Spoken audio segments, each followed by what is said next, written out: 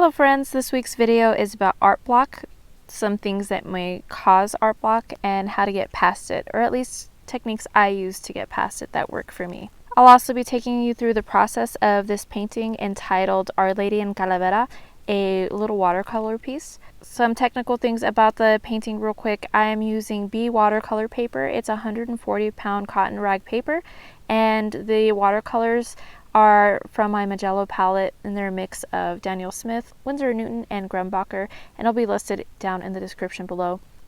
The metallic paints I'm using this week are from Quinacridone, and they are the Starry Colors set. So on to art block. Unfortunately, art block is a common thing that many of us will experience at some time or another. It is totally natural, and it is totally something that you can get past as well. Creativity is like water. Sometimes it just flows, and sometimes it runs dry, leaving us feeling terrible and dehydrated, at least artistically speaking. I have come across this many times over the years. As I have always identified as an artist, there have always been times where I just couldn't crank it out. I think before we get into some of the ways that you can get over it, we should address some of the reasons as to why it happens.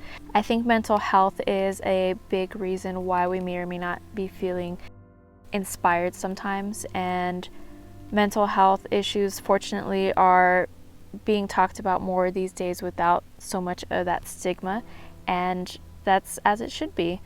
People are complex creatures, little ecosystems unto themselves, and our mental health is important because it affects everything. It has a lot more consequences that manifest externally than we sometimes realize.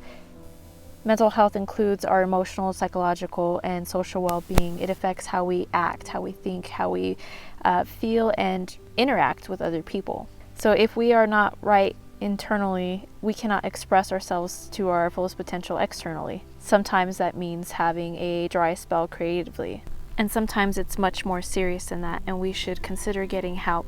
In the description are a few resources for you if you need to seek help and you don't have a good support system around you.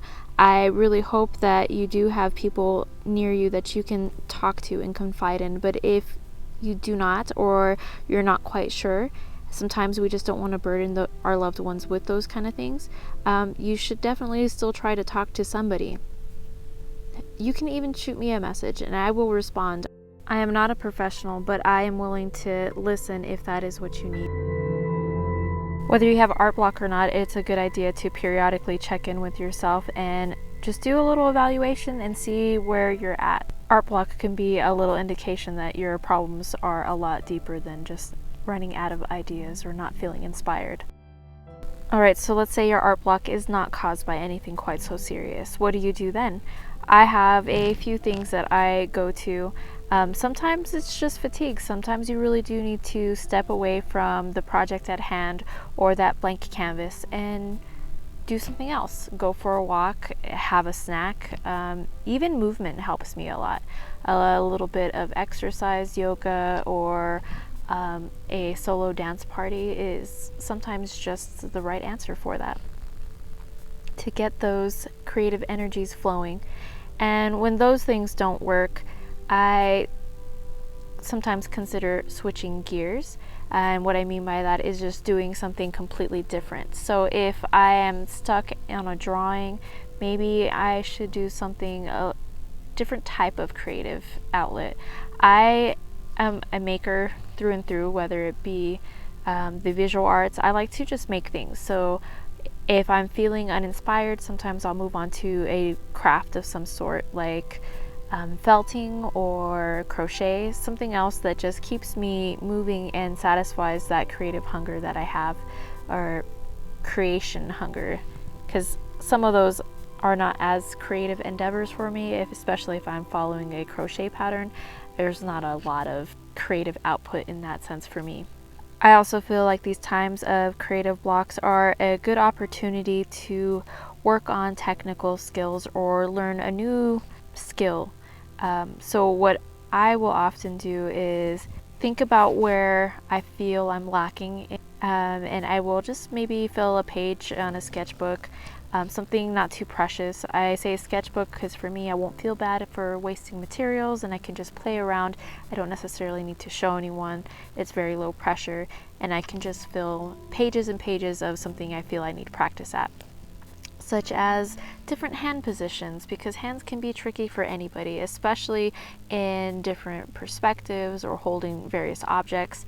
It's always a good thing to brush up on, no matter where you stand in your career. Art challenges are also a wonderful thing for this as well, because they give you prompts and you can use those prompts as a jumping off point. And Inktober is right around the corner, so if you're struggling right now, it's a good time to jump in on one of those. There are a lot of different lists that go on, so you can pick one that inspires you the most or pull from a bunch like I have done in the past. Two of my favorite art challenges are the classic Inktober by Jake Parker and Mab Graves' Mab's Drawloween Club. Those are two really fun ones, and I haven't ever done either lists all the way through, but I have gone a good way through the month pulling from both lists and making up some along the way. So you can do whatever works for you, but it is a really great way to overcome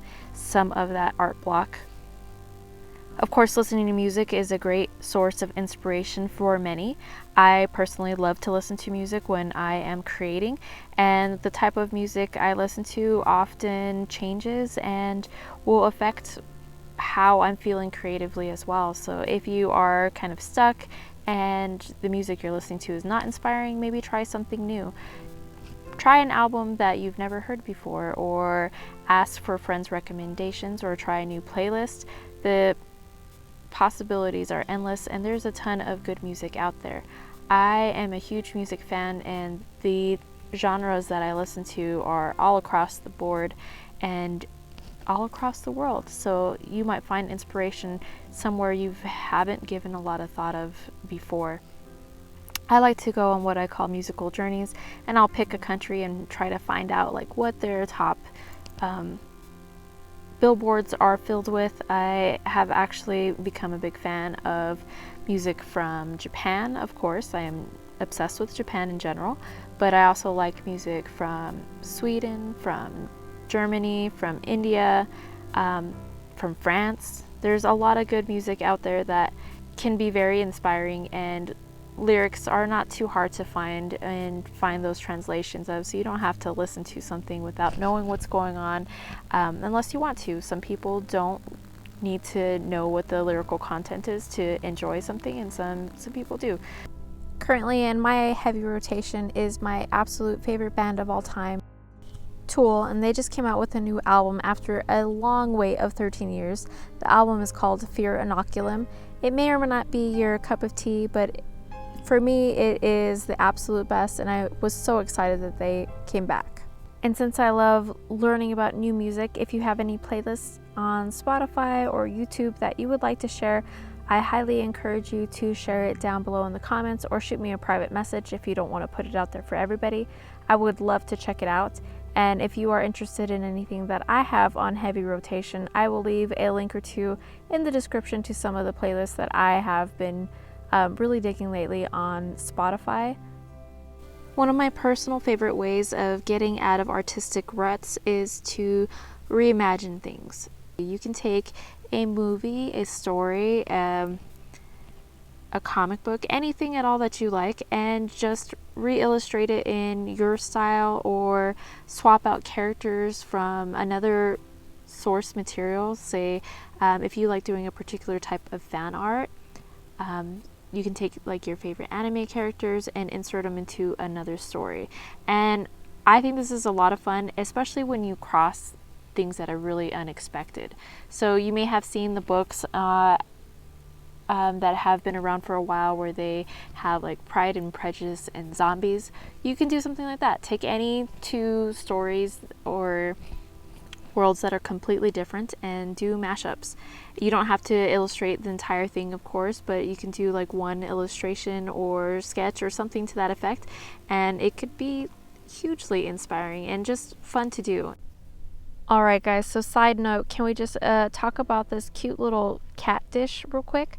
This little dish that I'm using as a mixing plate is a porcelain soy sauce dish that I picked up in Santa Fe when I went to, it's called 10,000 Waves. It is a Japanese style spa. It is wonderful, and if you're ever in the area, I highly recommend it. I'm a big fan of Japanese hot springs, so this was wonderful and a great little trinket to bring back. And oh my gosh, guys, it is just so cute. Let's just take a moment to appreciate that. One of the stories that has been a continuous source of inspiration for me has been Alice in Wonderland. It has been a favorite of mine since high school and maybe before, but I only started really illustrating things from it since high school. I am now in my mid-30s and I still constantly come back to that story as things to illustrate whenever I'm not really sure what to work on. So here's the finished painting, guys. I hope you did enjoy this video. I would love to talk more about your favorite music, what inspires you. Hopefully some of these ideas will help you throughout your ruts, and if you are as excited about Inktober as I am, please make sure that you message me, tag me, anything that you do. I would love to see, and I hope to connect with you further. As always, guys, happy painting and thanks for watching.